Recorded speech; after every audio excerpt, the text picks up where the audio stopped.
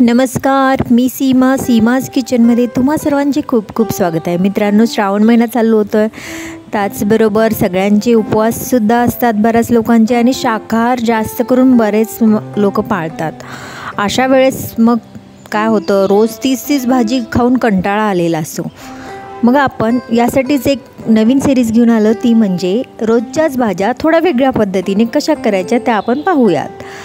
त्याचबरोबर आज आपण पहिली भाजी बनवली आहे. याच्यामध्ये आपण लाल बटाटा बनवलेला आहे. लाल बटाटा तुम्ही म्हणाल त्यात काय नवीन आहे, ते तर आपण काय पिवळा बटाटा बनवतो त्याच पद्धतीचा लाल बटाटा असेल, तर असे नाही बरं का. ही आजची आपली वेगळी रेसिपी आहे.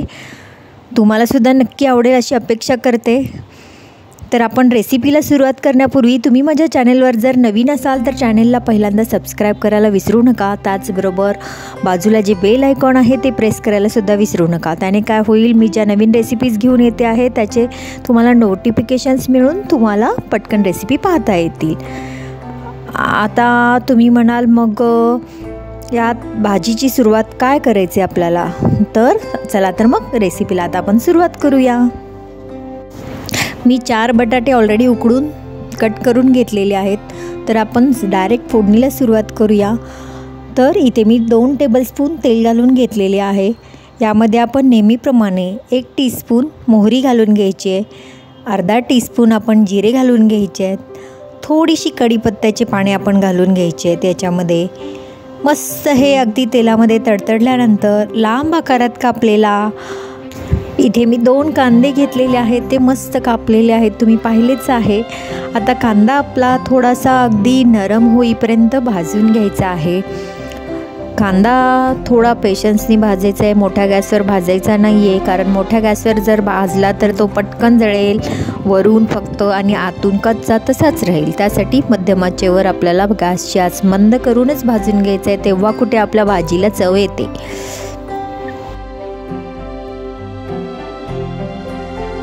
आता यामध्येच कांदा भाजत असताना मी 3 ते 4 लसणाच्या पाकळ्या बारीक कापून घेतलेल्या आहेत. त्यासुद्धा या कांद्यामध्येच आपल्याला परतवून घ्यायच्या आहेत. तुम्ही पाहतच असाल कांदा थोडासा लालसर झालेला आहे. आता यापुढे आपण जर तुम्हाला पटकनच कांदा भाजून घ्यायचा असेल तर या ठिकाणी थोडीशी तुम्ही साखर घालू शकता. साखर घातल्याने कांदा लगेच थोडासा कलर चेंज होतो. आता पहा, कांद्याचा कलर चेंज झाल्यामुळे मी इथे 1 टीस्पून इथे धने जिरे पूड घालून घेतलेली आहे. अर्धा टीस्पून इथे मी हळद पावडर घातलेली आहे. तसेच 1.5 टेबलस्पून इथे मी मिरची पावडर घालून घेतलेली आहे. रेग्युलर आपला जो घरगुती मसाला असतो तो इथे मी वापरलेला आहे. मस्त हे मसाले तेलामध्ये परतवून घ्यायचे आहेत. बटाटे तर आपले उकडून कापून घेतलेले तयारच आहेत. यामध्ये मी थोडासा बारीक चिरलेला टोमॅटो घालते, आणि टोमॅटो घातल्यानंतर पटकन याच्यामध्ये मीठ घालायचं आहे, कारण टोमॅटो पटकन मिठामुळे शिजला जातो. आता याच्यावर आपल्याला झाकण ठेवून शिजवून घ्यायचं आहे.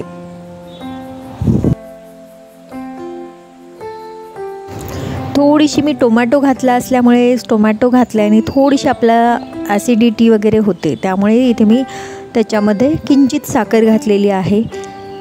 तसं पाहायला गेलं तर मी प्रत्येक रेसिपीमध्ये किंचित साखर घालते, कारण साखर घातल्यामुळे भाज्यांना टेस्ट येते. त्यामुळे मी साखरेचा चिमटभर का होईना वापर करतच असते. आता मस्त भाजून झालेला आहे. आता आपण हा बटाटा यामध्ये घालून घेऊया. मस्त परतवून घ्यायचा आहे बटाटा. तुम्ही कलर पाहू शकता भाजीचा, पाहूनच जिभेला अगदी पाणी सुटतं. अशा पद्धतीची भाजी तयार होते. ही भाजी तुम्ही पुरीसोबत खाऊ शकता, मुलांच्या डब्याला सुद्धा देऊ शकता, त्याचबरोबर चपातीसोबत वगैरे खाऊ शकता. याच्यात एखादं ट्विस्ट द्यायचं झालं तर याच्यावर तुम्ही अर्धा टीस्पून पावभाजी मसाला जरी घालून घेतला तरी ही भाजी सुंदर लागते. आणि पावभाजी म्हणले की एकदम मुलांच्या आवडीची भाजी आपली तयार आहे. त्यामुळे याच्यावर मी बारीक चिरलेली कोथिंबीर पेरून घेतलेली आहे. 5 ते 10 मिनिट आपण असंच झाकण ठेवून याला शिजवून घेऊया वाफेवर. पहा, मस्त आपली भाजी तयार आहे. आता आपण ही सर्व करूया. तुम्हाला मी जवळून दाखवते, भाजी खूपच सुंदर आहे, त्याचबरोबर टेस्टीसुद्धा लागते. मुलांना नक्कीच आवडेल. त्यामुळे अशा पद्धतीने तुम्ही करून पहा, आणि कशी झाली ते मला कमेंटद्वारे कळवायला विसरू नका.